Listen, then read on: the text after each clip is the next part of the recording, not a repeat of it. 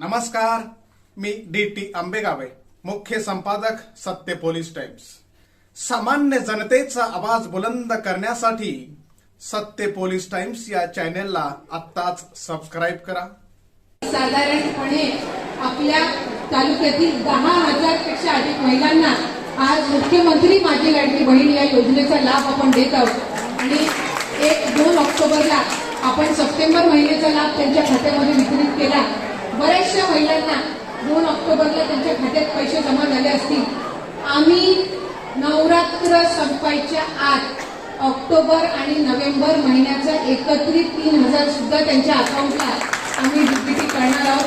त्याच्यामुळे या महिलांना 1 महिना आधीच आपल्या राज्यात सरकारच्या वतीने लाडके मुख्यमंत्री एकनाथजी शिंदे साहेब असतील, उपमुख्यमंत्री अजितदादा आणि फडणवीस साहेब असतील आणि तुमच्या सगळ्यांची छोटी भगिनी म्हणून मी असेल, आम्ही सगळेच मिळून हा प्रयत्न करत आहोत की भाऊबीज जी आहे, जशी रक्षाबंधन आम्ही रक्षाबंधनच्या 2 दिवस आधी ती ओवाळणी दिली होती, तशी भाऊबीज 1 महिना आधीच ओवाळणी त्यांच्या खात्यामध्ये आम्ही पाडत आहोत।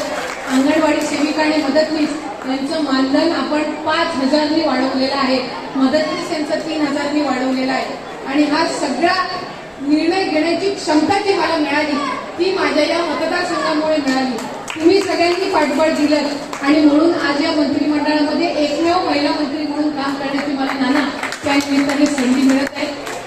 अधिकाधिक आपल्याला टाळा तालुक्याचा सुद्धा विकास पुढच्या कालावधीमध्ये करायचा आहे, रोजगारांची निर्मिती करायची आहे। ही सगळी मुलं शिक्षण घेतल्यानंतर आपल्या टाळा तालुक्यातच राहतील हा विचार आपल्या सगळ्यांच्या मनामध्ये निश्चितपणाने आधीच आहे आणि त्यासाठी आपल्याला पुढच्या कालावधीमध्ये काम करायचंय।